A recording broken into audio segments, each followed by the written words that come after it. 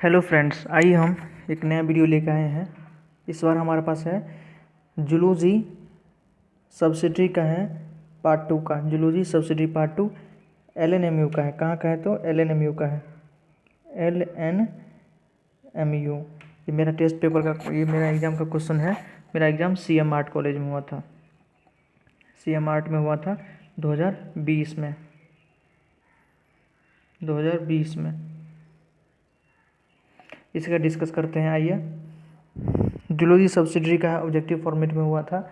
इससे आपको सिलेबस भी पता चल जाएगा और किस प्रकार का क्वेश्चन आता है, कुछ प्रैक्टिस भी हो जाएगा। इसका भी आप प्रैक्टिस कर लेते हैं तो आपको 40 से 50% क्वेश्चन एज इट इज टकरा जाता है। हमने भी पिछले साल के क्वेश्चन से ही तैयारी किया था, नंबर भी मेरा अच्छा आया था। आइए देखते हैं। सबसे पहले एक छोटा सा मोटिवेशन का लाइन है। If you feel like you are losing everything, अगर आप ऐसा फील कर रहे हैं कि आपने सब चीज़ खो दिया है, तो एक चीज़ याद रखें, remember that trees lose their leaves every year and they still stand tall and wait for better days to कम।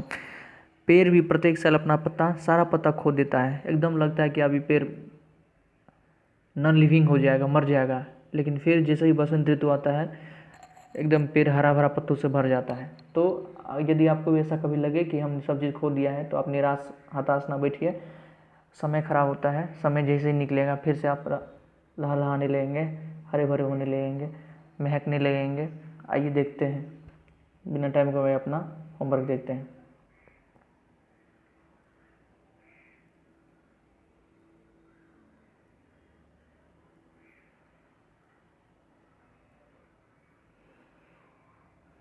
पहला क्वेश्चन है, the main site of different types of cellular activities is. Cellular activity का main site कौन है? तो obviously cytoplasm is the main, biology का main line है, cytoplasm is the main arena for cellular activities. जितना भी cellular activity, cell के अंदर एक्टिविटी होता है, मेन एरेना कौन है, मेन साइट कौन है? तो cytoplasm. Next, centromere is required for. Centromere का जरूरत क्यों है? तो मूवमेंट ऑफ क्रोमोसोम। किस लिए? क्रोमोसोम को मूवमेंट के लिए सेंट्रोमियर। सेंट्रोमियर क्या होता है? क्रोमोसोम। जैसे ये मान लीजिए क्रोमोसोम है, क्रोमोसोम यहाँ सेंट्रोमियर होता है। सेंट्रोमियर के ऊपर काइनेटोकोर अटैच होता है, काइनेटोकोर अटैच होता है। ठीक, ये काइनेटोकोर से कौन जुड़ता है? Spindle fibre. सेंट्रियोल जो हमारा होता है, मान लीजिए यहाँ सेंट्रियोल है, परपेंडिकुलर होता है सेंट्रियोल, सेंट्रियोल से निकलता है स्ट्रल फाइबर सब। ये जुड़ता है कहाँ? सेंट्रोमियर से। सेंट्रोमियर के ऊपर जो काइनेटोकोर होता है उससे जुड़ता है और इसको क्रोमोसोम को मूवमेंट कराता है। Anaphase, metaphase. मेटाफेज में कहाँ ले जाता है? तो आपको पता होगा, मेटाफेज में इक्वेटर पर। मेटाफेज में क्रोमोसोम कहाँ जाता है? इक्वेटर पर।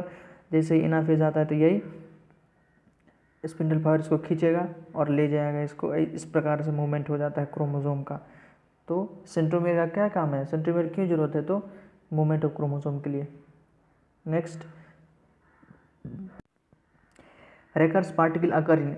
रेकर्स पार्टिकल कहाँ होता है? तो रेकर्स पार्टिकल प्रेजेंट होता है माइटोकॉन्ड्रिया के अंदर। रेकर्स पार्टिकल कहाँ प्रेजेंट होता है? माइटोकॉन्ड्रिया के अंदर। इसको F0 पार्टिकल भी कहते हैं। रेकर्स पार्टिकल को F0 पार्टिकल भी कहते हैं। वेरी इंपॉर्टेंट है क्वेश्चन। नेक्स्ट देखते हैं, थोड़ा उसी को देख लिया, रेकर्स पार्टिकल को। द F1 पार्टिकल्स और ऑक्सीजोम और रेकर्स पार्टिकल। रेकर्स पार्टिकल का ही अलग अलग नाम है, F1 पार्टिकल्स, इसी को ऑक्सीजोम भी कहते हैं।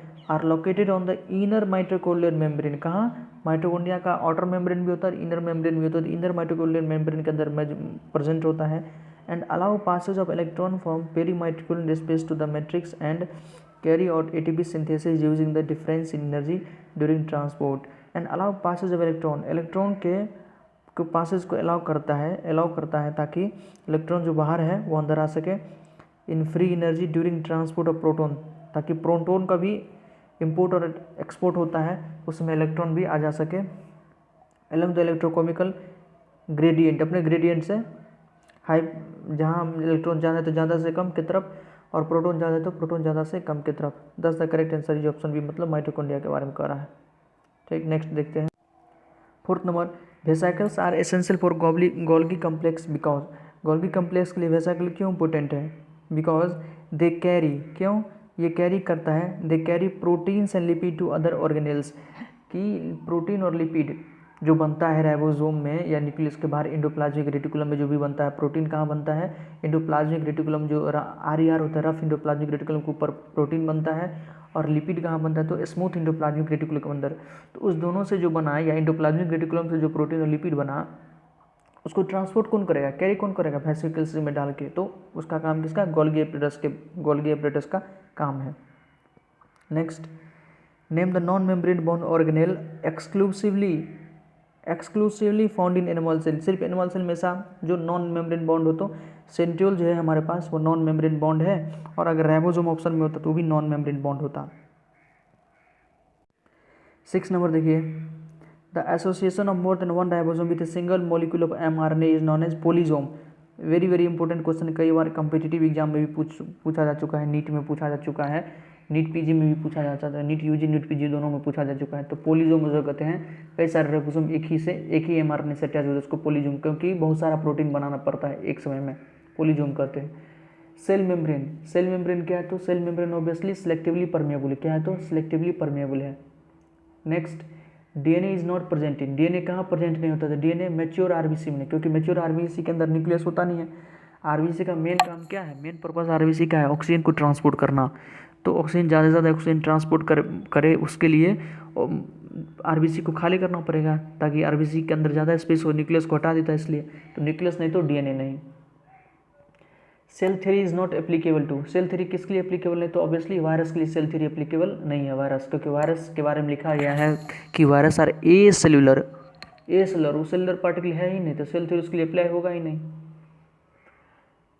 Histone octamer nucleosome contains. Histone octamer के अंदर जो हिस्टोन, न्यूक्लियोसोम के अंदर जो हिस्टोन होता है वो क्या क्या चीज़ से बना होता है, तो वो जो होता है 8 हिस्टोन होता है। कौन कौन होता है, 8 हिस्टोन होता है, और 4 डिफरेंट टाइप का होता है। कौन कौन, H2A, H2B, H3 and H4। सबका 2-2 मॉलिक्यूल, इन सब का 2-2 मॉलिक्यूल, 2 मॉलिक्यूल इसका, 2 मॉलिक्यूल इसका, तो टोटल हो गया कितना, 8 मॉलिक्यूल। सबका 2-2 मॉलिक्यूल होता है, इसलिए 8 type of 4 different type, 8 histone of 4 different type, 4 अलग अलग प्रकार का 8 होता है। नेक्स्ट देखते हैं, nuclear DNA replicate in. DNA कब रेप्लिकेट होता है, तो एवरीबॉडी नोज एस फेज में। डीएनए कब रेप्लिकेट होता है, एस फेज में। Next, the longest stage of cell cycle. Cell cycle का सबसे बड़ा स्टेज किसको, तो इंटरफेज। इंटरफेज में लगता है कोई काम नहीं हो रहा है, लेकिन इंटरफेज में ही सबसे ज़्यादा काम होता है, क्योंकि सेल इसमें अपना क्या करता है, तो जो जैसे एंडोप्लाज्मिक रेटिकुलम है, माइटोकॉन्ड्रिया है, राइबोसोम है, ये सब डबल होता है, ये इसको क्या कहते हैं, इंटरफेज कहते हैं। मैक्सिमम 95% टाइम इसी में लगता है, किसमें, इंटरफेज में। और एम फेज में, जिसको कहते हैं सेल साइकिल या सेल डिवीजन मेन फेज, उसमें तो 5% टाइम लगता है, तो इंटरफेज में सबसे ज़्यादा टाइम लगता है। Next, which of the following stages implies exit of cell from cell cycle. वो कौन सा स्टेज इम्प्लाई करता है कि सेल अपने सेल साइकिल से एग्जिट कर चुका है, तो जी नॉट फेज, उसको क्या कहते हैं, G naught phase. G naught phase में सेल साइकिल से एग्जिट कर जाता है, मतलब जिसको सेल डिवीजन नहीं करना है तो जी नॉट फेज में चला जाता है। Which check point is also called as restriction point. किस चेक पॉइंट को रेस्ट्रिक्शन पॉइंट भी कहते हैं, तो जीवन चेक पॉइंट को। किसको, जीवन चेक पॉइंट को रेस्ट्रिक्शन पॉइंट भी कहते हैं। सब आंसर ऑथेंटिक है, देखिए इसका हम प्रूफ भी दिखा रहे हैं आपको। सब आंसर ऑथेंटिक है, विश्वास कीजिए, विश्वास से बढ़ के कुछ नहीं है। कुछ का हम प्रूफ दिखा रहे हैं, सबका प्रूफ दिखाना संभव नहीं है, क्योंकि वीडियो बहुत लंबा हो जाता है। देखिए, the G one check point also call, G one check point को ही the G one check point also call the restriction point. G one check point को ही रेस्ट्रिक्शन पॉइंट कहते हैं। In yeast is a point at which the cell irreversibly commit to the cell division process. External influences such as growth factor play large role in carrying the cell past G one phase. Next, both sub unit of ribosome unite with the help of. Ribosome का दोनों सब unit, smaller सब unit और larger सब unit, किस चीज़ से attach रहता है, तो ऑब्वियसली मैग्नीशियम प्लस से। क्वेश्चन बार बार आता है, मैग्नीशियम प्लस से अटैच रहता है। तो इस वीडियो में हम 15 तक ही देखें, अगली वीडियो में 15 से ज़्यादा तक देखेंगे। आपको ये वीडियो कैसा लगा कमेंट करके ज़रूर बताएं, हम और आपको आगे बना के दूसरा वीडियो भी 15 से आगे बना के भी भेजेंगे।